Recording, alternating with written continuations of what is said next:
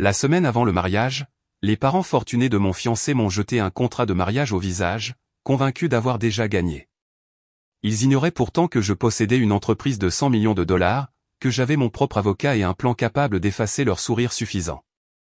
La lumière du soir, se déversant à travers les baies vitrées du domaine Caldwell, rendait tout trompeusement doux, tendre, doré, presque sacré. Mais la pièce était froide, de ce froid qui habite sous le marbre poli et l'argent ancien. J'étais assise à la longue table de la salle à manger, les mains soigneusement jointes sur mes genoux, essayant de calmer ma respiration tandis que Richard et Victoria Caldwell me regardaient avec des expressions taillées dans la pierre. Ethan était assis à côté de moi, assez près pour que je sente la légère chaleur de son bras, mais assez loin pour que je sache que j'étais seul dans ce qui allait se passer. Puis ce fut le moment, un épais dossier à bord doré glissa sur la table et atterrit devant moi avec un bruit sourd et implacable. Le son déchira le silence. Je n'avais pas besoin de l'ouvrir pour comprendre. Victoria se pencha en arrière dans sa chaise, son bracelet en diamant captant la lumière comme pour se moquer de la simplicité du moment. Ce n'est qu'une formalité pour protéger les actifs de la famille. Ma chère, je suis sûr que vous comprenez. Sa voix était du velours tendu sur de l'acier. Je fixai le dossier pendant un instant, peut-être deux, puis levai les yeux pour croiser les siens. Elle soutint mon regard avec une sorte de cruauté polie, un sourire qui n'osait pas atteindre ses yeux. Richard ne prit pas la peine de faire semblant. Son sourire narquois disait tout. Nous savons qui vous êtes, ce que vous cherchez, et vous ne l'obtiendrez pas, mais ce qui faisait mal, ce n'était pas eux. C'était Ethan. Je sentis sa main glisser sous la table et serrer doucement la mienne. Une supplication silencieuse, une fragile tentative de réconfort ou peut-être de la lâcheté enrobée d'affection. N'en fais pas toute une histoire, murmura-t-il en bougeant à peine les lèvres. Sa voix tremblait. Il ne voulait pas de scène. Il ne voulait pas de conflit. Il ne voulait pas contrarier les deux personnes assises en face de nous, les deux personnes qui avaient contrôlé chaque chapitre de sa vie jusqu'à présent.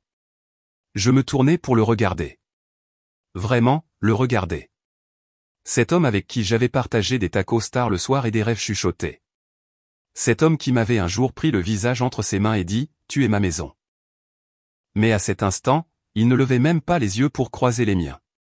Sa tête était légèrement inclinée, comme un enfant attendant la permission de parler. Son silence me transperçait plus profondément que le contrat de mariage n'aurait jamais pu le faire. Je serrai les lèvres, ravalant la lourdeur qui se formait dans ma poitrine, et ouvris lentement le dossier. Mon nom apparaissait sur la première page, imprimé nettement au-dessus d'une série de clauses qui me dépouillaient de tous les droits qu'un futur conjoint pourrait raisonnablement attendre. Pas de biens matrimoniaux, pas d'actifs partagés, aucune prétention sur tout ce que j'avais aidé à construire, à quoi j'avais contribué ou pourquoi je m'étais sacrifié. Si le mariage se terminait, je repartirais sans rien, comme si j'étais arrivé sans rien. Victoria tapota légèrement la table avec ses ongles manucurés. Nous avons engagé les meilleurs avocats de l'État pour rédiger ceci. C'est pour la protection de tout le monde. Je levai à nouveau les yeux. De tout le monde ? Elle sourit plus largement. Eh bien, vous savez, la famille. Je laissai le mot s'imprégner. Famille.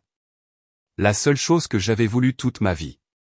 La seule chose que je pensais avoir enfin trouvée en Ethan. L'ironie me râpait les côtes. Je refermai doucement le dossier, en prenant soin de ne pas laisser les bords trembler dans mes mains. Le pouce d'Ethan frottait de petits cercles sur ma paume, anxieux, apologétique. On pourra en parler plus tard, murmura-t-il. Ils sont juste prudents. Et c'est à ce moment-là que quelque chose en moi a basculé, car la prudence n'était pas ce que je voyais dans leurs yeux. Ce que je voyais, c'était de la certitude. La certitude que j'obéirais. La certitude que je plierais. La certitude que je devrais me sentir reconnaissante d'être simplement assise à leur table. Et le pire, c'est qu'ils croyaient qu'Ethan s'en assurerait. Mon cœur battait lentement et lourdement, chaque pulsation se traînant dans ma poitrine comme si elle pesait une livre. Il m'aime, me dis-je. Il m'aime, mais l'amour sans courage, que valait-il ? La pièce semblait plus petite, plus étroite, comme si les murs eux-mêmes écoutaient. Je repoussai ma chaise, les pieds raclant doucement le sol poli. J'ai besoin de temps pour réfléchir, dis-je doucement. Pas de colère, pas de voix haute, juste un calme si tranchant qu'il aurait pu couper du verre. Richard fronça les sourcils comme si j'avais enfreint une règle qu'il s'attendait à ce que je suive. Le sourire de Victoria vacilla, la première fissure dans sa façade parfaite. La main d'Ethan glissa de la mienne, comme s'il ne savait pas s'il devait m'arrêter ou me laisser partir. « Ava, attends » murmura-t-il, mais les mots moururent dans sa gorge. Je pris mon manteau drapé sur le dossier de la chaise, le passant sur mes épaules avec des mains stables. Quand je regardai Ethan une dernière fois, ses yeux brillaient de quelque chose comme de la peur ou du regret, mais il ne se leva toujours pas. Il ne tendit pas la main vers moi. Il ne me défendit pas. Et à cet instant, quelque chose en moi se brisa silencieusement. Parfois, réalisai-je, le silence blesse plus que la trahison. Je me dirigeai vers la porte, l'air épais, mais pas résonnant dans le couloir bordé de portraits de famille, des générations de Caldwell me dévisageant comme des juges dans un tribunal où je n'avais jamais choisi d'entrer. Dehors, le ciel s'était assombri, des nuages s'accumulant sur la côte. Un vent froid balaya l'allée alors que je sortais. Puis la première goutte de pluie frappa ma joue. Sans regarder en arrière, je marchais dans la tempête. Le dossier du contrat de mariage restait sur la table à l'intérieur, mais le vrai dommage avait déjà été fait, et aucun d'entre eux, pas même Ethan, ne semblait comprendre qu'au moment où je m'étais levé de cette table, quelque chose de fondamental avait changé. Je me glissais dans ma voiture, les mains tremblantes maintenant que personne ne pouvait les voir. Et alors que la pluie striait le pare-brise en lignes lourdes et inégales, une pensée résonnait dans mon esprit. Si l'amour exige que je me diminue, alors ce n'est peut-être pas de l'amour du tout. La pluie ne cessa pas cette nuit-là. Elle me suivit jusqu'à la maison comme un écho de tout ce que je n'avais pas pu dire. Alors que j'étais assise dans mon appartement faiblement éclairé, regardant la tempête brouiller les lumières de la ville, les souvenirs de la façon dont tout avait commencé refirent surface sans y être invité, doux amer et incroyablement tendre par rapport à ce qui venait de se passer. J'ai rencontré Ethan il y a 3 ans, bien avant les contrats de mariage, les tables en marbre froid et ce genre de silence qui déchire quelque chose en vous. C'était lors d'une conférence de start-up à San Francisco, le genre d'événement rempli de gens qui essaient trop fort de paraître importants et échouent spectaculairement. J'étais là pour parler lors d'une table ronde sur l'IA centrée sur l'utilisateur, me cachant derrière l'anonymat que j'avais si soigneusement construit. Personne là-bas ne savait qui j'étais vraiment, juste une autre fondatrice prometteuse parmi tant d'autres. Ethan n'était même pas censé être à cet événement. Il m'a dit plus tard qu'il s'y était glissé pour éviter un dîner de famille que sa mère avait arrangé avec la fille d'un partenaire commercial. Quand il s'est affalé sur le siège vide à côté de moi pendant le discours d'ouverture, il ressemblait à un homme essayant d'échapper au poids de sa propre vie. Notre première conversation a commencé par quelque chose d'anodin. Il a complimenté le carnet dans lequel je dessinais des idées, mais cela ne semblait pas forcé. Il m'a parlé comme s'il se souciait vraiment d'entendre la réponse, pas comme s'il attendait son tour pour parler. Rien que cela le rendait différent de la moitié des gens dans cette pièce.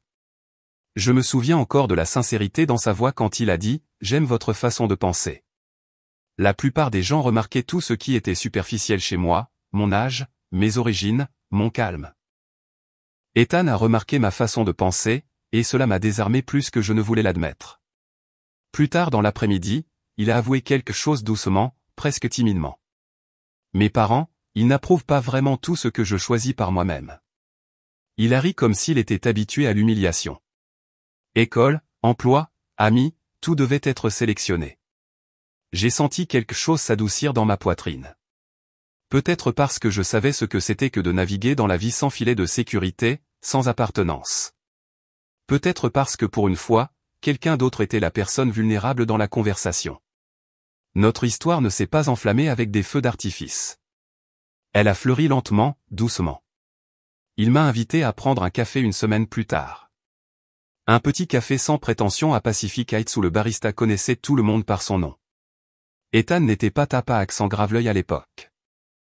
Il était chaleureux, calme. Il posait des questions qui me faisaient me sentir vu, pas évalué. C'est devenu notre rituel. Des cafés tard le soir après de longues journées de travail, des promenades dans la marina pendant qu'il me racontait des histoires sur la pression d'être un Caldwell, des histoires sur des attentes qu'il n'avait jamais demandées, des responsabilités qu'il n'avait jamais voulues. Il parlait du contrôle de sa mère avec un mélange de peur et de résignation, et de la franchise de son père avec le désir instinctif d'un enfant de plaire. J'aurais dû voir les signes avant-coureurs à ce moment-là.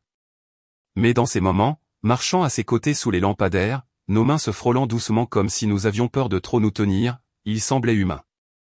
Il semblait honnête, et j'avais si faim de quelque chose de réel. Notre relation s'est épanouie dans des endroits qui semblaient voler à une carte postale. Des virées le week-end sur la Highway 1.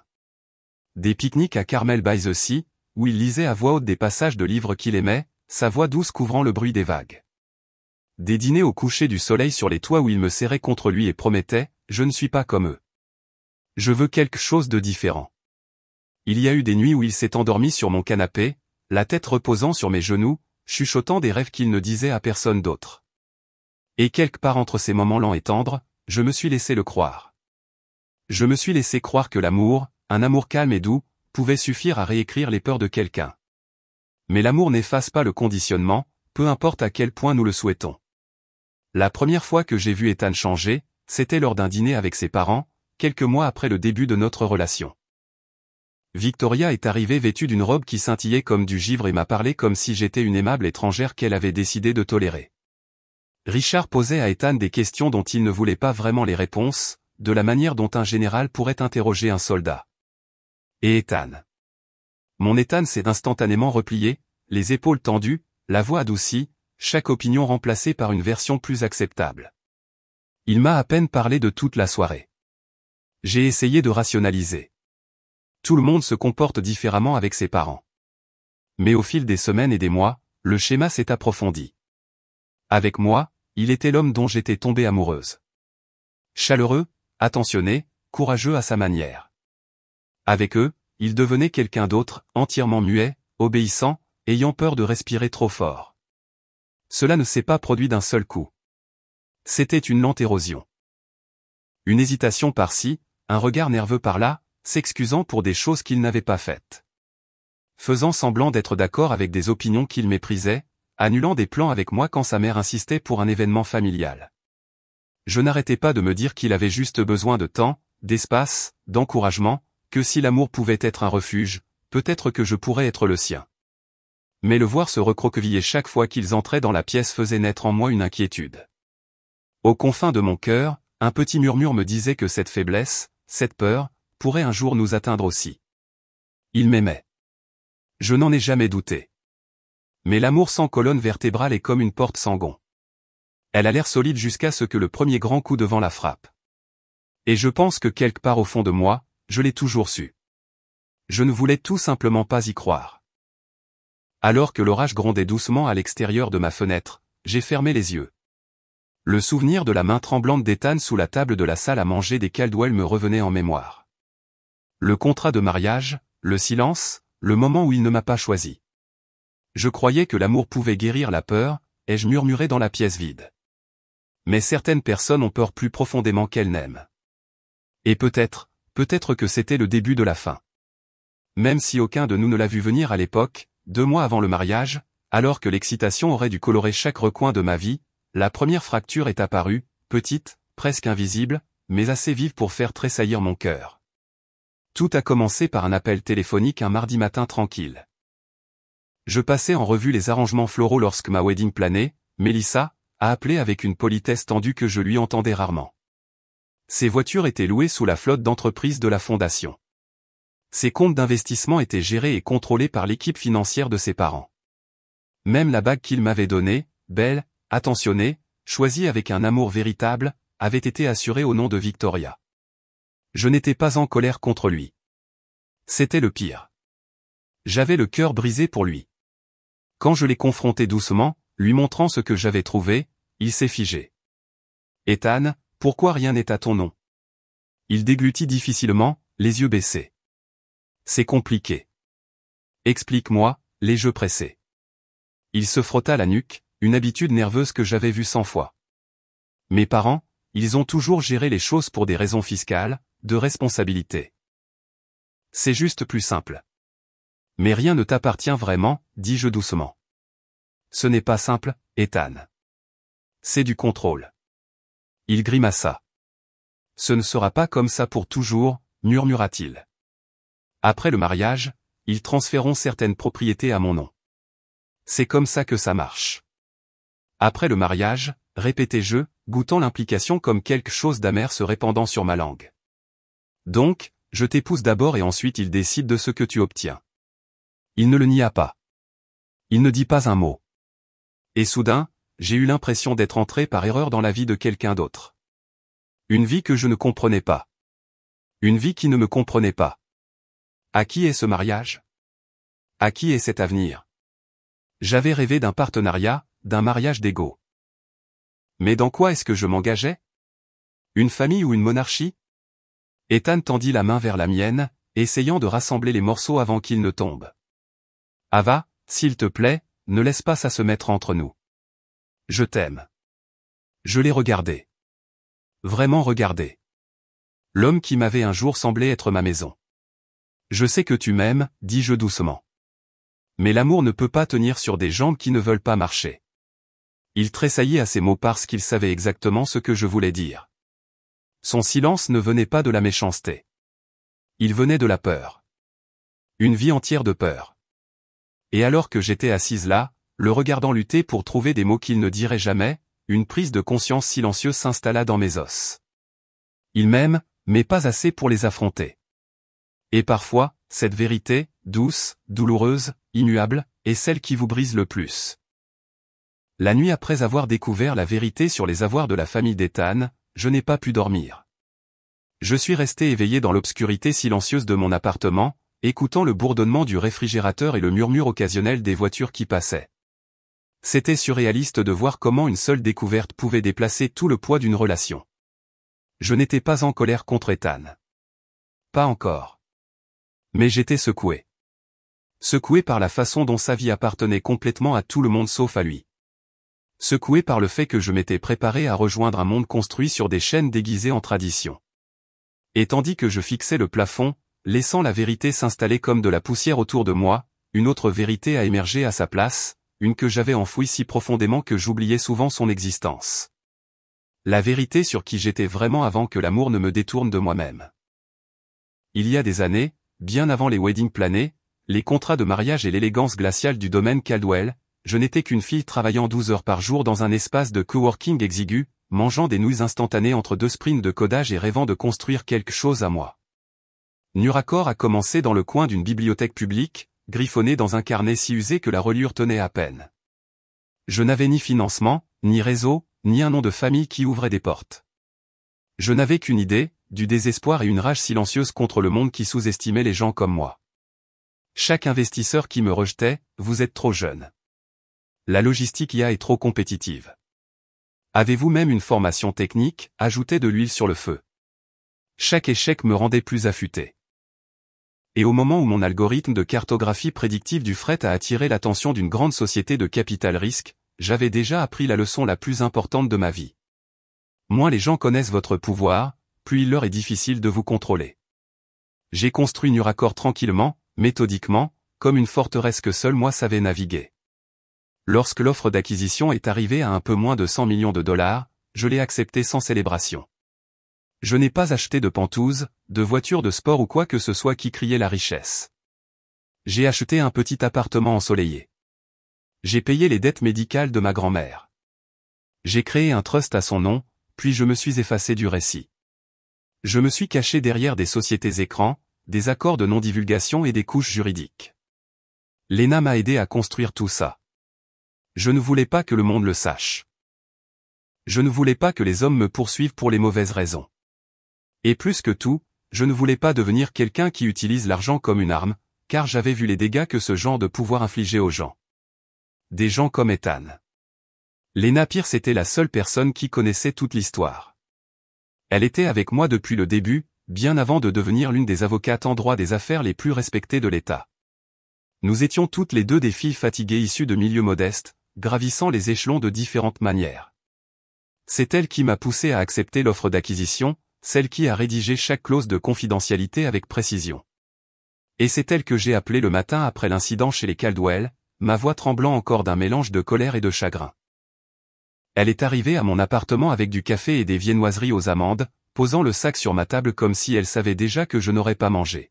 « Parle », dit-elle en laissant tomber son sac à main sur mon canapé.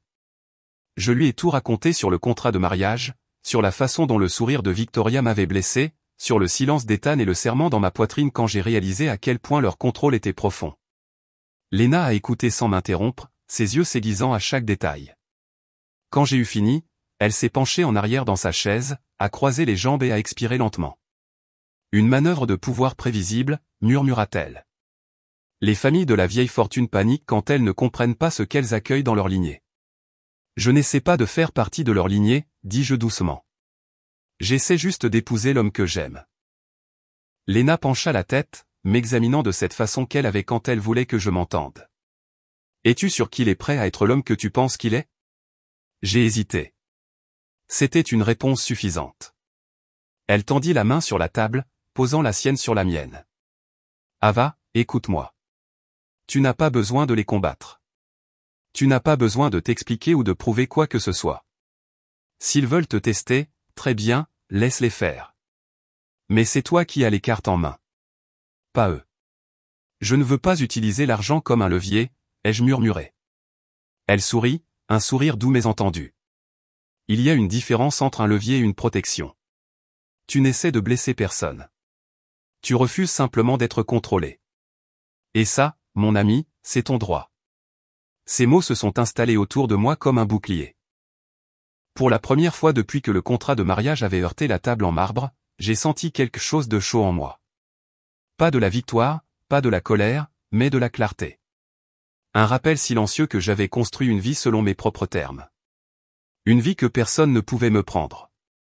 Pas même une famille aussi puissante que les Caldwell. S'ils essaient de toucher à ma dignité, dis-je, la voix affermie, je les laisserai se détruire avec leurs propres suppositions. Léna hocha la tête avec approbation. Bien, parce que la vérité a une façon d'exposer les gens bien mieux que n'importe quel argument. Je me suis penché en arrière, expirant le souffle que je n'avais pas réalisé que je retenais. La tempête dans ma poitrine a commencé à se calmer. Je n'étais pas impuissante. Je n'étais pas piégée. Je n'avais pas eu besoin du nom des Caldwell avant, et je n'en avais certainement pas besoin maintenant. Leur monde tournait autour de la richesse, de l'héritage, de l'illusion du contrôle. Mon monde était construit sur la liberté, durement gagnée, farouchement protégée, et entièrement mienne. Alors que le soleil de l'après-midi réchauffait le sol sous mes pieds, j'ai senti quelque chose se mettre en place au plus profond de moi. Une certitude, une force, une promesse à moi-même. Leur monde est bâti sur l'argent. Le mien est bâti sur des choix. Et je ne laisserai pas leur peur décider de mon avenir. Le chemin à venir était encore incertain, mais pour la première fois depuis des jours, je me sentais ancrée, stable, calme et tranquillement puissante.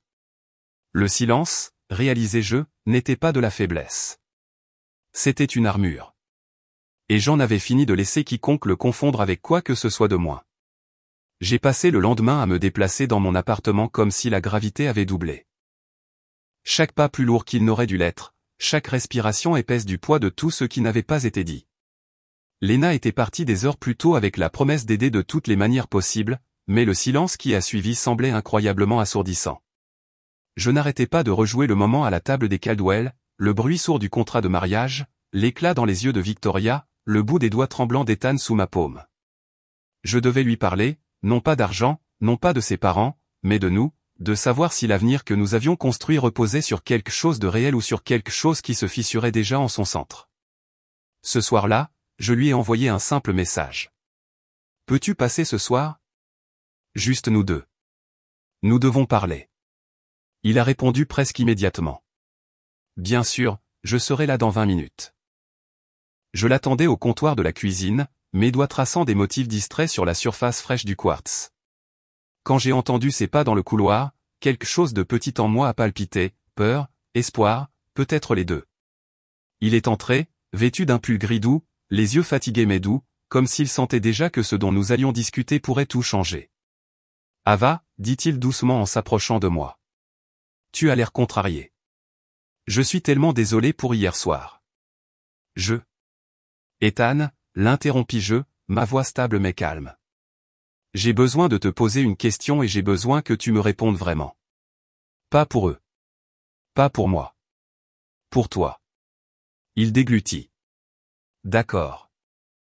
Crois-tu, commençai-je, choisissant chaque mot comme s'il pouvait se briser dans mes mains, que cet amour, notre amour, est quelque chose pour lequel il vaut la peine de se battre?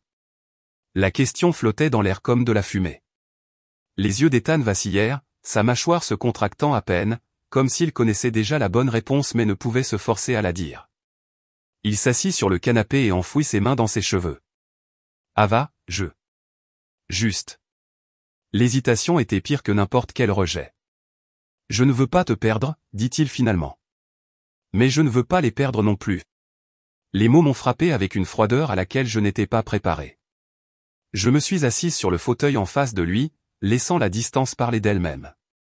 Si tu essaies de tout retenir, dis-je doucement, tu perdras la seule chose qui comptait vraiment. Ses yeux se remplirent d'une douleur désespérée. S'il te plaît, ne me fais pas choisir. Ce n'est pas moi qui te fais choisir, ai-je murmuré. C'est la vie. Il détourna le regard, clignant des yeux avec force. Dans le silence qui a suivi, j'ai senti quelque chose en moi se défaire.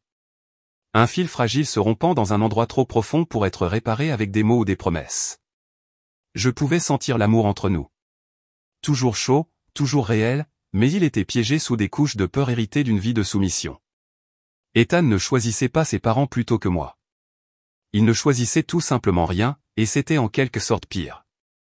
Après son départ, l'appartement semblait encore plus petit. J'ai essayé de lire, de faire le ménage, d'écouter de la musique, n'importe quoi pour empêcher mes pensées de tourner en rond, mais l'agitation me rongeait. Finalement, je me suis blotti sur le canapé, laissant l'épuisement m'entraîner dans un demi-sommeil. Je me suis réveillé au son de la voix d'Ethan, étouffé à travers le mur de la chambre. Il m'a fallu une seconde pour réaliser que je ne l'avais pas imaginé. Il m'avait appelé plus tôt et j'avais dû oublier de mettre mon téléphone en sourdine. L'écran brillait faiblement sur le comptoir de la cuisine.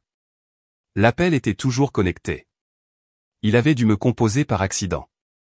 Sa voix parvenait maintenant clairement, basse et tendue. « Maman, s'il te plaît. Je ne veux pas la forcer à signer quoi que ce soit. Je ne veux pas de contrat de mariage.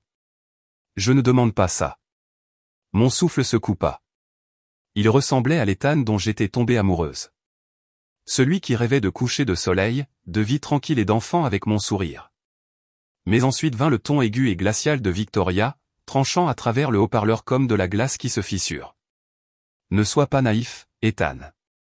L'amour ne construit pas un empire. L'argent, si. La stabilité, si. Si tu ne peux pas la convaincre de signer le contrat de mariage, alors tu n'es pas prêt pour le mariage. Tu me comprends? Je l'aime, murmura Ethan. Et ce que je ressens. L'amour, claqua Victoria, ne nourrit pas une famille. Soit elle le signe, soit le mariage est annulé. Et si tu n'as pas le courage de l'Y contraindre, alors peut-être que tu n'es prêt à diriger rien du tout. Ni un mariage, ni un foyer, ni cette famille. Silence. Un long silence étouffant. Puis la voix d'Ethan, à peine audible. Je ne veux juste perdre aucun de vous deux. Victoria expira brusquement, impatiente et peu impressionnée. Grandis, Ethan. La vie ne consiste pas à obtenir ce que tu veux. Il s'agit de ce qui doit être fait. Ma poitrine se serra comme si une main se refermait autour d'elle. Je pressai une paume contre mon sternum, sentant le tremblement parcourir mon corps. J'avais toujours su que Victoria exerçait un pouvoir sur lui. Mais l'entendre, entendre la façon dont il se recroquevillait sous ses mots, entendre la peur dans sa voix, c'était différent. C'était réel. C'était déchirant. Et c'était irréversible. Il ne se battait pas contre moi. Il ne la défendait pas. Il se noyait, tiré vers le fond par une vie d'attente, d'obéissance conditionnée et d'héritage émotionnel. Et j'ai alors réalisé, avec une finalité tranquille qui m'a laissé sans souffle, qu'Ethan était un homme déchiré en deux. Mais il était aussi un homme qui ne sortirait jamais de l'ombre qui le déchirait. J'ai mis fin à l'appel accidentel, fixant mon reflet dans la fenêtre assombrie. Mon visage semblait calme, mais à l'intérieur, quelque chose de fragile s'effritait. Il m'aime, ai-je murmuré à la pièce vide, mais pas assez pour résister à la tempête dans laquelle il est né. Et dans cette simple vérité, douloureuse et indéniable, je savais qu'une partie de notre avenir venait de disparaître, comme une flamme éteinte dans le noir. J'ai à peine dormi après avoir entendu cet appel téléphonique. Les mots n'arrêtaient pas de tourner dans ma tête, la certitude froide de Victoria, la peur tremblante d'Ethan. Au matin, la douleur dans ma poitrine s'était transformée en quelque chose de plus vif, de plus clair. La douleur avait une façon de dépouiller les illusions, et ce qui restait était une vérité que je ne pouvais plus ignorer. Je ne pouvais pas compter sur Ethan pour nous protéger. Je ne pouvais compter que sur moi-même. Alors, j'ai appelé Lena. Elle est arrivée en moins d'une heure, les cheveux tirés en un chignon strict, son blazer sur mesure encore impeccable après sa matinée au tribunal. Elle m'a regardé pendant 2 secondes, vraiment regardé, puis a posé sa mallette avec un soupir. « Tu n'as pas dormi. » « À peine, ai-je murmuré. Elle nous a versé du café de ma cafetière à piston, puis s'est glissée dans la chaise en face de moi. « Raconte-moi. » J'ai relaté toute la nuit, la demande, l'hésitation dans la voix d'Ethan, l'appel téléphonique qu'il n'a jamais su que j'avais entendu. Lena a écouté avec la même posture qu'elle utilisait lors des dépositions, immobile, concentrée, les yeux se plissant légèrement lorsque quelque chose comptait. Quand j'ai eu fini, elle s'est penchée en arrière et a expiré lentement. « Eh bien, dit-elle calmement. S'ils veulent un contrat de mariage, ils en auront un. » Son ton m'étudia. Mais pas le leur. J'ai cligné des yeux. « Que veux-tu dire ? » Je veux dire que tu ne signeras pas celui qu'ils t'ont jeté au visage comme une menace. Elle a ouvert sa mallette et a sorti un modèle de contrat vierge. Nous allons rédiger ta version, une qui soit juste, mutuelle, transparente, égale. Un lent souffle m'a échappé. Un contrat de mariage miroir. Exactement. Lena a hoché la tête. Tout ce qu'ils veulent protéger, tu protèges la même chose. Mais nous ajouterons des clauses qui protègent tes droits, ta vie privée et les actifs que tu as construits bien avant qu'Ethan n'entre dans ta vie. Elle a fait une pause. Il n'aura pas accès à l'argent de Nuracor. Ni maintenant, ni jamais. J'ai baissé les yeux sur mes mains. Il ne l'a jamais demandé. Je sais, dit Lena doucement. Mais sa famille le fera. Ils l'ont déjà fait. Ils ne le savent juste pas encore. Nous avons passé les 4 heures suivantes à ma table de cuisine, entourée de piles de papier, de tasses à café et de ce genre de concentration silencieuse qui naît de la nécessité. Il ne s'agissait pas de vengeance. Il ne s'agissait même pas de fierté. Il s'agissait de dignité, de stabilité, de limites. La vie que j'avais bâtie de mes propres mains méritait d'être protégée, surtout de gens qui ne me voyaient que comme un accessoire à contrôler. Le contrat de mariage miroir était simple. Ce qu'Ethan gardait, je le gardais. Les actifs qu'il voulait protéger, je les reflétais dans une mesure égale. Aucune réclamation future sur les entreprises de l'autre. Aucun droit à la croissance des entreprises prénuptiales. Pas de pension alimentaire, sauf si les circonstances changeaient radicalement en raison d'une maladie ou d'un accident. Une indépendance financière complète pour les 2 parties. Pas de piège, pas de ruse, juste de l'équité. Au moment où nous avons imprimé la version finale sur du papier cartonné crème épais, le soleil de l'après-midi filtrait par ma fenêtre en faisceau chaud et constant. Le papier brillait presque sous sa lumière. Lena m'a tendu le dossier gaufré, si élégant et discret par rapport à la monstruosité à bord doré que Victoria m'avait jeté. « Tiens, dit-elle. C'est ta voix, tes conditions, ta ligne dans le sable. » Mes doigts ont effleuré la surface lisse. S'il voulait de l'équité, ai-je murmuré, ceci est l'équité. Le regard de Lena s'est adouci. Que veux-tu dire quand tu l'enverras? Quelque chose en moi s'est raffermi, comme une boussole qui se réaligne. Juste une chose. J'ai rédigé l'email avec soin. Pas de colère, pas de défense, pas de failles dans lesquelles il pourrait s'engouffrer. Seulement de la clarté. Victoria, si votre famille valorise l'équité, j'apporterai l'équité à votre table demain. 6 juin ma version de l'accord. Ava. Je n'ai pas mentionné Ethan. Pas encore. Le contrat ne le concernait pas. Il concernait le pouvoir qu'il supposait avoir sur ma vie. J'ai cliqué sur envoyer. Et à peine 2 heures plus tard, Ethan est arrivé. Il n'a pas frappé doucement comme il le faisait d'habitude. Ses coups étaient urgents, inégaux. Quand j'ai ouvert la porte, son visage était rouge, sa respiration saccadée, et il y avait une tempête dans ses yeux que je n'avais jamais vue auparavant. « Ava, dit-il en entrant avant que je puisse parler. Pourquoi as-tu envoyé un contrat à ma mère? Je tenais le dossier dans ma main, d'un calme qui me déconcertait même moi. Parce qu'elle m'en a donné un en premier. Mais toi, il passa une main dans ses cheveux, tu ne m'as pas dit que tu faisais ça. Tu ne m'en as pas parlé. J'ai essayé, dis-je doucement. Tu ne voulais pas l'entendre. Ce n'est pas juste. J'ai expiré. Ethan, tout ce que j'ai fait, c'est de refléter leurs conditions. Tout ce qu'ils veulent pour eux-mêmes, je le veux pour nous deux. L'équité, l'égalité, l'indépendance. Tu transformes ça en guerre, dit-il, la voix brisée. Non, ai-je répondu doucement, douloureusement.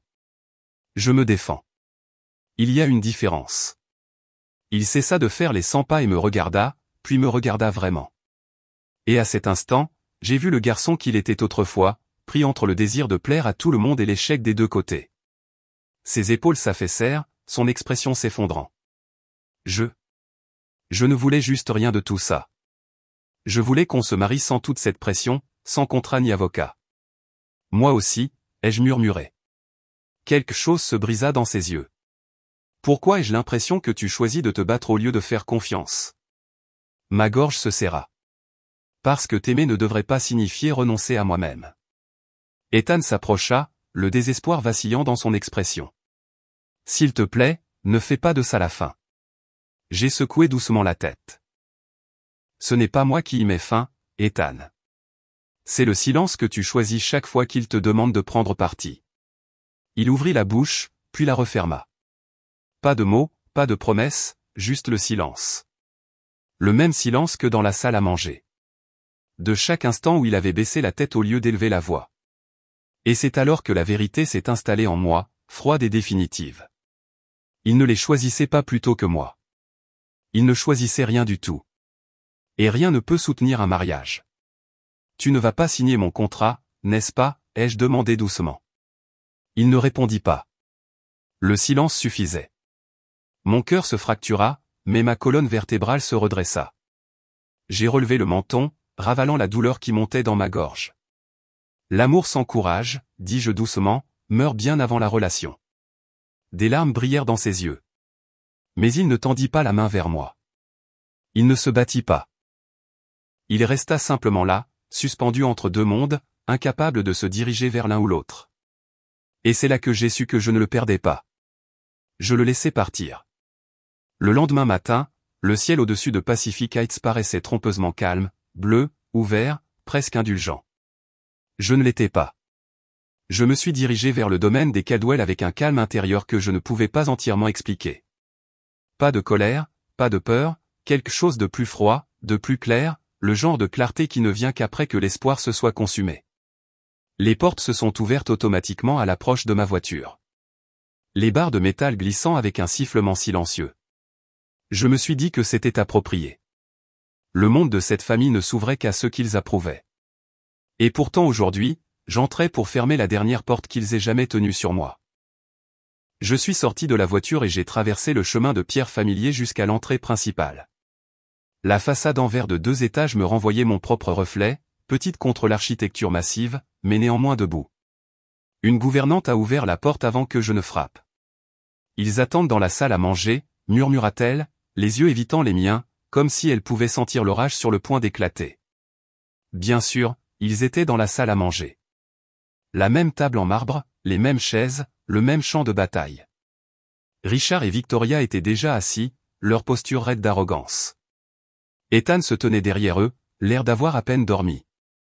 Ses yeux étaient rouges, la peau en dessous meurtrie par l'épuisement. Ou les larmes, peut-être les deux. Quand il m'a vu, quelque chose dans son expression a vacillé d'espoir. Ça faisait mal à voir. Victoria fut la première à parler. Alors, dit-elle froidement, vous vouliez une discussion finale. J'ai tiré la chaise directement en face d'eux, mais je ne me suis pas assise. Pas encore. Oui, laissa échapper Richard dans un rire sec. Est-ce à propos de votre contrat? Il fit un geste dédaigneux de la main. Astuce intelligente, mais inutile. Nos conditions légales sont standards. Standard, répétai-je doucement. Comme jeter un contrat de mariage au visage de quelqu'un et s'attendre à l'obéissance? Les lèvres de Victoria se contractèrent. Nous ne nous attendions pas à l'obéissance. Juste à la rationalité. J'ai hoché la tête lentement. Merci d'être honnête. Son menton se leva, sentant une victoire là où il n'y en avait pas, bien. Alors vous signerez l'accord original. Non, dis-je simplement. La pièce se figea. Richard se pencha en avant. Alors qu'est-ce qui vous fait penser que vous avez le moindre levier pour négocier quoi que ce soit avec nous? J'ai fouillé dans mon sac et posé une fine clé USB noire sur la table en marbre. Le son, un léger tapotement, résonna plus fort que le contrat de mariage n'avait jamais pu le faire. Ethan se raidit instantanément. Victoria plissa les yeux. Qu'est-ce que c'est? Votre fils, répondis-je calmement, vous suppliant de le laisser choisir l'amour pour une fois dans sa vie.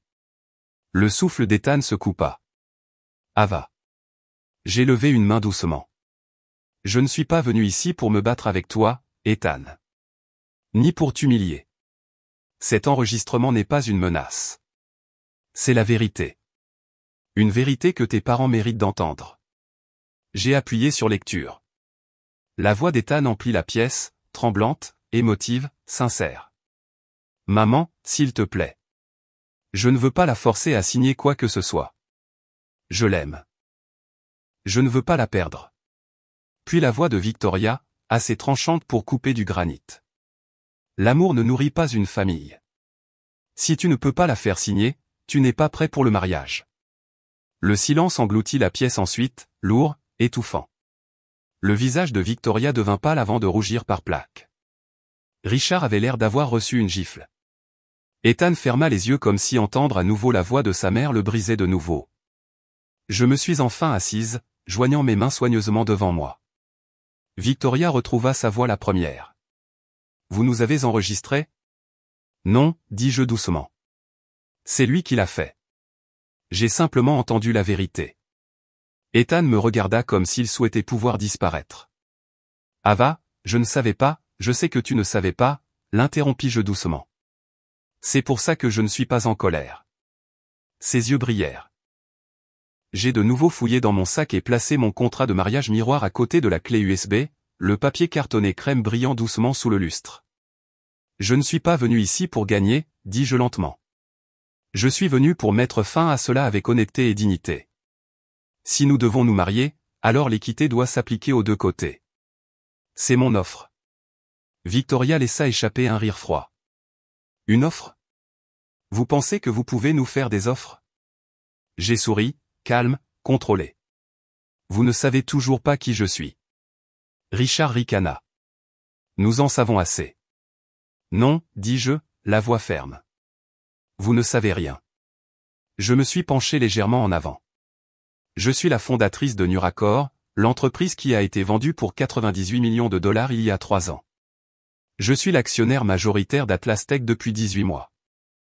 Et ma fortune personnelle, j'ai marqué une pause, dépasse l'ensemble du portefeuille de votre famille.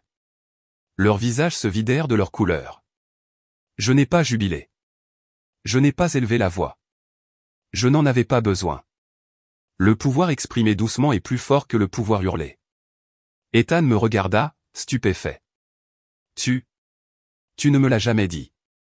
Je voulais que tu m'aimes sans le savoir, sans que l'argent ne déforme la vérité. Il ouvrit la bouche, mais ne trouva pas de mots. Je me suis levé, lissant le bord de mon blazer. Si vous voulez ce mariage, Ethan, alors vous et vos parents signerez mon contrat. Non pas à cause de ce que je vaux, mais parce que l'équité compte et parce que je refuse d'entrer dans un mariage où je suis traité comme un passif au lieu d'une partenaire. Je l'ai regardé, vraiment regardé. Si tu ne signes pas, je partirai sans rien demander. Pas un centime, pas une propriété, rien. Le silence s'infiltra dans tous les coins de la pièce. Victoria fixait le contrat comme si c'était du poison. Richard me fixait comme s'il réévaluait chaque supposition arrogante qu'il avait jamais faite. Ethan fixait le papier comme si c'était le dernier pont entre lui et la vie qu'il voulait. Mon cœur battait la chamade, mais ma voix resta stable. Ethan, ai-je murmuré. C'est ton moment. Choisis l'homme que tu veux être. Sa lèvre inférieure tremblait. Les secondes passèrent, puis d'autres. Et à chaque instant où il ne prenait pas le stylo, quelque chose en moi commençait à se relâcher. Pas se briser, se libérer. Finalement, des larmes coulèrent sur ses joues. Il secoua la tête faiblement. Je ne peux pas, j'ai fermé les yeux, pas de colère. De deuil. Ce n'est pas grave, ai-je murmuré. Je le savais déjà. J'ai pris mon sac et me suis dirigé vers la porte. Chaque pas était comme reconquérir quelque chose que j'avais perdu en chemin. Derrière moi, Ethan sanglotait doucement. Victoria ne dit rien. Richard ne dit rien. Personne ne bougea et je n'ai pas regardé en arrière, parce que parfois, le son le plus puissant au monde est le silence de quelqu'un qui se choisit enfin. Le monde ne s'est pas arrêté au moment où j'ai quitté le domaine des Caldwell, mais j'ai certainement eu l'impression que quelque chose d'énorme avait changé, comme si une faille profonde sous la surface avait finalement cédé. Quand j'ai fermé la portière de ma voiture et démarré le moteur, mes mains tremblaient si violemment que j'ai dû agripper le volant à deux mains juste pour me stabiliser. J'ai conduit sans savoir où j'allais, sans entendre la musique qui passait dans les haut-parleurs, sans sentir la douce vibration de la route sous les pneus.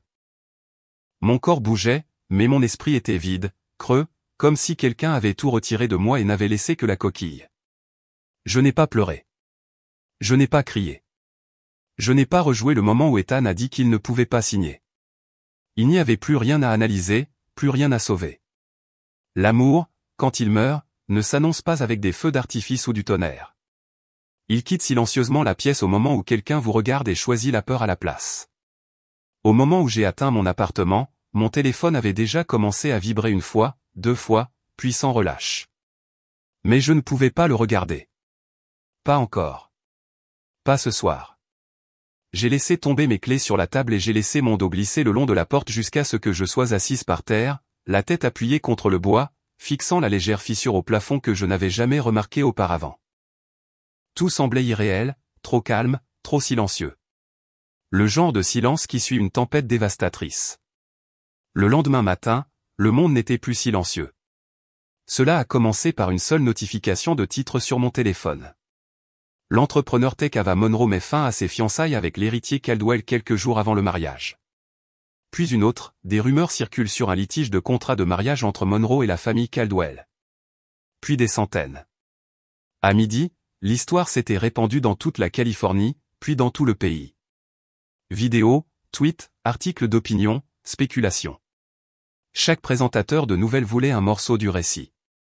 Mon préféré venait d'une chaîne d'information économique. La Cendrillon locale quitte une famille de millionnaires, mais c'était elle qui possédait le royaume. J'ai sursauté. Ça aurait été drôle si ce n'était pas si douloureusement exact.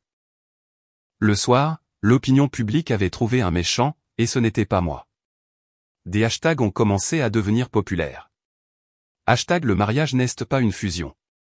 Hashtag soutien à Ava. Hashtag les Caldwell. Des milliers de commentaires ont afflué. Bien fait pour elle. L'argent n'achète pas le respect. Imaginez essayer d'intimider une femme qui a construit son propre empire. Victoria Caldwell est la raison pour laquelle la thérapie existe. Et le pire pour eux, ils ont essayé de la piéger avec un contrat de mariage. La vieille fortune est terrifiée par le vrai pouvoir. Les gens décortiquaient avec joie l'histoire de la famille Caldwell, contrats commerciaux, rumeurs, alliances, échappatoires fiscales, même des dons de charité douteux. Leur image publique, autrefois si méticuleusement cultivée, a commencé à s'effilocher fil par fil. Mais je n'avais pas dit un mot à personne. Je n'en avais pas besoin. La vérité a une façon de se glisser à travers les fissures, surtout dans les maisons entièrement bâties sur l'illusion. Mon téléphone sonnait sans arrêt. Ethan a appelé, puis a rappelé, puis 12 fois de plus. Finalement, l'écran de notification était rempli de son nom. Un appel manqué après l'autre, comme un motif de désespoir. Je n'ai pas répondu. Je ne pouvais pas. Que pourrait-il bien dire? Quelle excuse pourrait surmonter des années de peur? Quelle promesse pourrait effacer le silence qu'il a choisi au moment qui comptait le plus? Dans l'après-midi, Lena est venue avec des courses et un mixeur, déclarant qu'elle faisait des smoothies parce que j'avais une mine de déterré. Elle m'en a tendu un et s'est assise à côté de moi sur le canapé, allumant la télévision. Toutes les chaînes discutaient de l'histoire. Un journaliste a dit, des sources affirment que les parents Caldwell ont fait pression sur Monroe pour qu'elle signe un contrat de mariage unilatéral. Elle a refusé et est partie. Un autre a ajouté, il ne s'agit pas d'argent. Il s'agit de pouvoir. Lena m'a doucement poussé du coude. Tu n'as rien fait de mal. Je sais, ai-je murmuré. Et je le pensais. Mais le savoir n'a pas fait disparaître la douleur. Pendant ce temps, les retombées pour l'empire Caldwell s'intensifiaient. L'action de leur entreprise a chuté de 9% à midi, puis de 14% à la fin de la journée de bourse. Les investisseurs ont paniqué, remettant en question le leadership, l'éthique, l'avenir de l'entreprise. Tous les panels d'analystes financiers disaient la même chose. La marque Caldwell est devenue instable. Victoria a publié une déclaration insistant sur le fait qu'il s'agissait d'une affaire familiale privée, ce qui n'a fait qu'irriter davantage les gens. Richard a tenté de donner une interview confiante, mais le tremblement dans sa voix l'a trahi. Même Ethan, qui n'avait jamais rien demandé de tout cela, ne pouvait pas échapper à l'œil du public. Des photos de lui quittant son bureau, débraillé et épuisé, sont apparues en ligne avec des légendes comme « l'homme qui a perdu sa fiancée PDG après un scandale de contrat de mariage ». C'était cruel, et j'ai ressenti une pointe de culpabilité, mais pas assez pour le contacter, car au fond de moi, sous l'empathie, il y avait une vérité si tranchante qu'elle brillait presque. Je ne les ai pas ruinés. Ils se sont ruinés eux-mêmes au moment où ils ont essayé d'acheter et d'intimider l'amour. Cette nuit-là, je me tenais sur mon balcon, les lumières de la ville scintillant en dessous de moi. L'air frais caressait ma peau, m'ancrant d'une manière dont j'avais désespérément besoin. J'ai enroulé mes bras autour de moi et laissé le silence s'installer. Pour la première fois depuis des jours, mon esprit était calme. J'ai murmuré dans le silence. Je n'avais pas besoin de vengeance. Ils se sont effondrés sous le poids de leur propre arrogance. Et pour la toute première fois depuis que tout avait commencé, j'ai ressenti la plus légère sensation de paix. Pas de victoire, pas de triomphe, juste une libération. 5 ans, c'est long. Assez long pour que les blessures se cicatrisent, que les échos s'estompent, que des vies entières soient reconstruites sur des fondations qui semblaient autrefois brisées. Le monde dans lequel je vivais après la tempête Caldwell ne ressemblait en rien à celui que j'avais quitté. Il était plus calme, plus fort. Le mien. Atlas Tech, mon entreprise, ma deuxième grande création après Nuracor, était passée d'une modeste start-up de logistique IA à une puissance multinationale. Des centaines d'employés, des bureaux dans 6 États, une valorisation qui a dépassé les 400 millions de dollars lors du dernier tour de financement. Des investisseurs traversaient le pays juste pour me rencontrer. Des universités m'invitaient à prendre la parole. Des sociétés de capital risque tentaient de me recruter comme partenaire. Mon nom, autrefois délibérément caché, apparaissait désormais régulièrement dans les magazines de technologie, les articles sur le leadership, les panels sur les femmes en affaires et les listes Forbes. Le succès n'avait pas le goût de la vengeance. Il n'avait même pas le goût du triomphe. Il semblait simplement mérité. J'ai construit une vie que je n'avais pas à expliquer, à justifier ou pour laquelle je devais me diminuer. Une vie où le silence n'était plus une armure, mais la paix. Certains vendredis soirs, je me tenais au siège d'Atlas Tech à Austin, les murs de verre brillant d'or sous le soleil couchant, et je regardais la ville animée avec une gratitude silencieuse qui me surprenait encore. Je n'étais pas marié. Je n'avais pas encore d'enfant, mais j'avais construit quelque chose de durable, de résilient, quelque chose entièrement selon mes propres termes. Et pour la première fois de ma vie, c'était suffisant. Mais il y avait des jours, rares, fugaces, où un souvenir s'insinuait comme de la poussière par une fenêtre ouverte. Un rire doux, une virée au lever du soleil sur la Highway 1. La chaleur d'une main entrelacée avec la mienne. La main d'Ethan. Et pendant un battement de cœur, je me demandais ce qu'il était devenu après l'effondrement de son monde. Je n'ai pas eu à me le demander longtemps. Un après-midi, alors que je passais en revue les rapports trimestriels dans mon bureau privé, mon assistante a frappé à la porte en tenant une pile de courriers. « C'est pour vous, Ava. » La plupart sont des invitations, mais celle-ci semblait personnelle. Elle m'a tendu une enveloppe bleu pâle avec une écriture que j'ai reconnue avant même de lire l'adresse de l'expéditeur. Ethan Caldwell, Phoenix, Arizona. Je ne l'ai pas ouverte immédiatement. Je l'ai posée délicatement sur mon bureau, j'ai terminé mes notes de réunion, répondu à 2 autres emails, et seulement alors, quand la pièce était silencieuse et que le soleil avait suffisamment baissé pour projeter de longues ombres, j'ai rompu le sceau. Son écriture n'avait pas changé. Toujours nette, toujours légèrement inclinée, portant encore des traces du garçon qui écrivait autrefois de la poésie sur des serviettes en papier lors de rendez-vous café tardifs. La lettre était longue, plus longue que ce à quoi je m'attendais. Je l'ai lue lentement, le cœur stable, la respiration régulière. Ava, je ne sais pas si j'ai le droit de t'écrire. Je ne sais pas si cette lettre te parviendra. Mais j'ai besoin que tu entendes quelque chose que j'aurais aimé comprendre il y a des années. Je ne t'ai pas perdu à cause de ma mère. Je ne t'ai pas perdu à cause du contrat de mariage. Je t'ai perdu parce que j'avais trop peur de choisir la vie que je voulais au lieu de la vie à laquelle j'avais été entraîné à obéir. Tu ne m'as pas quitté, Ava. Je t'ai laissé tomber seul. Et je suis désolé.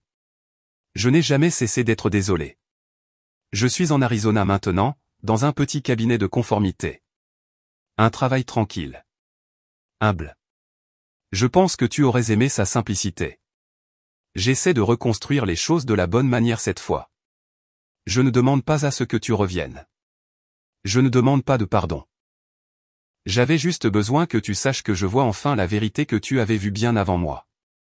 Tu étais la personne la plus courageuse dans la pièce ce jour-là. Je ne l'étais pas.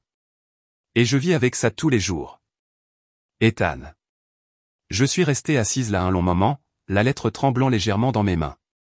Le deuil ne m'a pas envahi, ni la nostalgie, ni le regret, juste une compréhension profonde et silencieuse.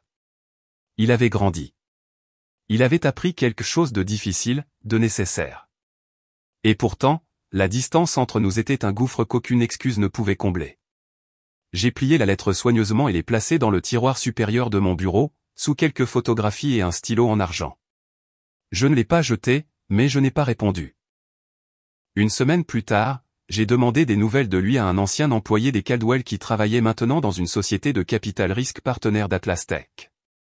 Non pas parce que je prévoyais de le contacter, mais parce que j'avais besoin d'une forme de clôture différente.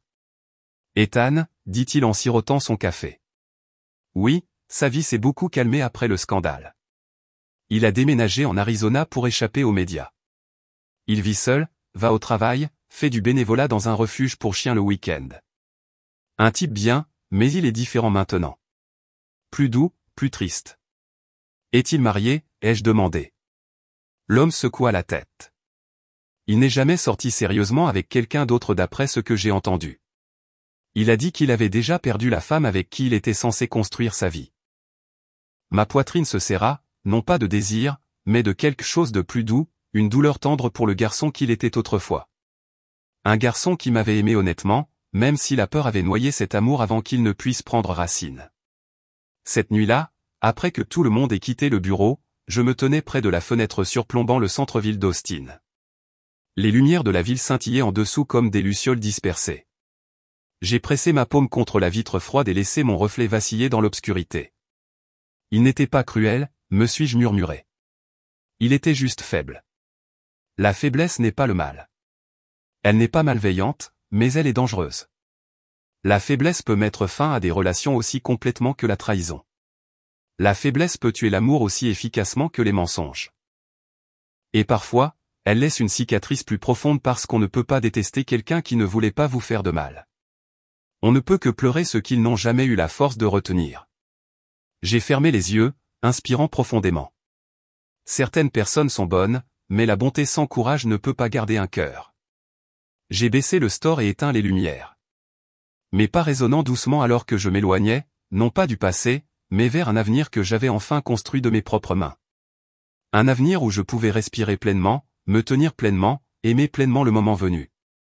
Pour l'instant, la paix suffisait. Et c'était quelque chose qu'Ethan, malgré tous ses regrets, n'avait jamais été capable de me donner. C'est arrivé un après-midi de fin d'automne, le genre de journée où le soleil drape les champs du Texas d'un nord chaud et où la brise porte l'odeur du cèdre et du foin.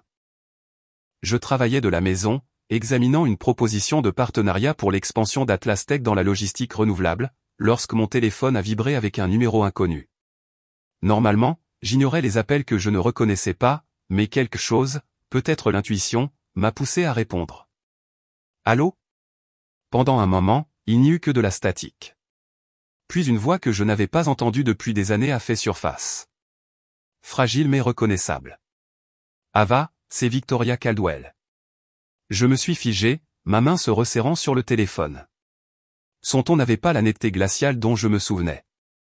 Pas de supériorité, pas d'ordre enveloppé de velours, juste de l'âge, de l'épuisement et quelque chose d'autre que je n'aurais jamais pensé entendre d'elle.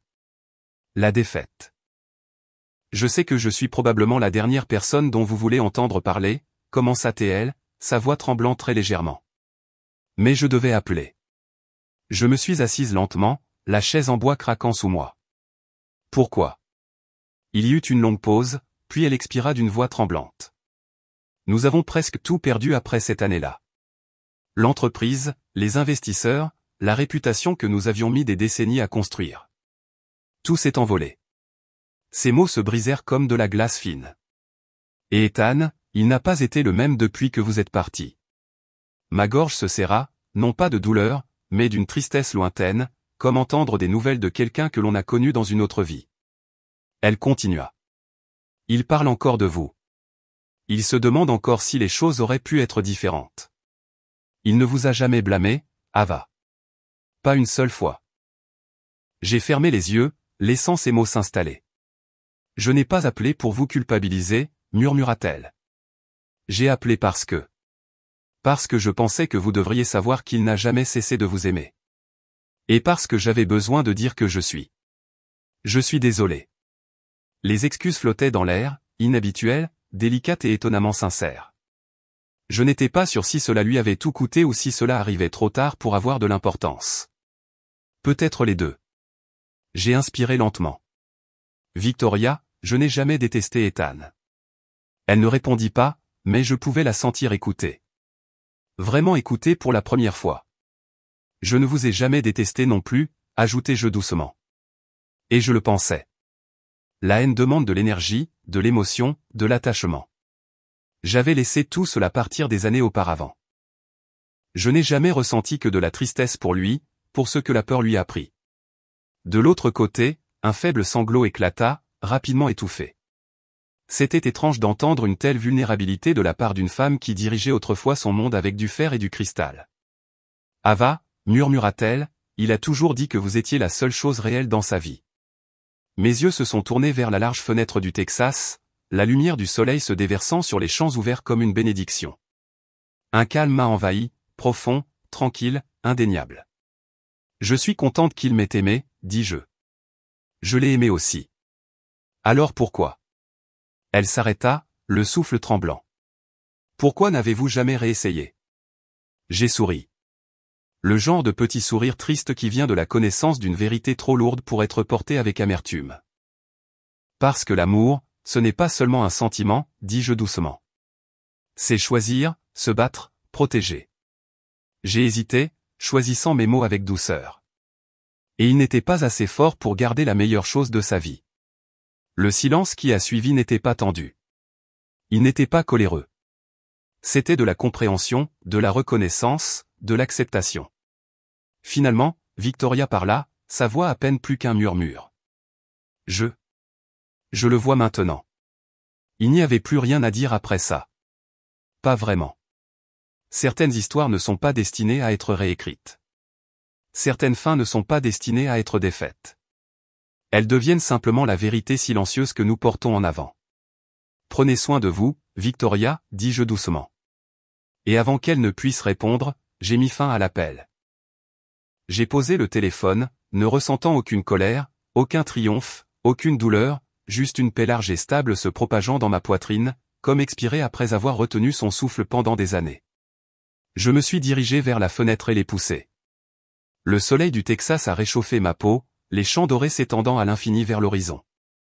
Quelques chevaux broutaient près de la clôture, leur queue battant paresseusement. Le monde semblait plein, expansif, bourdonnant doucement de vie. Mon reflet fantomatique sur la vitre, plus âgé, plus sage, plus douce sur les bords. La fille qui était autrefois entrée tremblante dans le domaine des Caldwell était depuis longtemps devenue une femme qui n'avait plus besoin de la validation de personne d'autre. Je n'ai jamais eu besoin de gagner, ai-je murmuré au vent. J'avais juste besoin de lâcher prise. À l'intérieur de ma poitrine, les derniers fragments d'amertume se sont complètement dissous. L'amour n'a pas besoin de quelqu'un pour triompher. Il a seulement besoin de quelqu'un d'assez courageux pour le tenir. Et Ethan, malgré toute sa bonté, n'avait jamais appris comment. J'ai fermé la fenêtre et laissé la lumière du soleil m'inonder, chaude, silencieuse et entièrement mienne.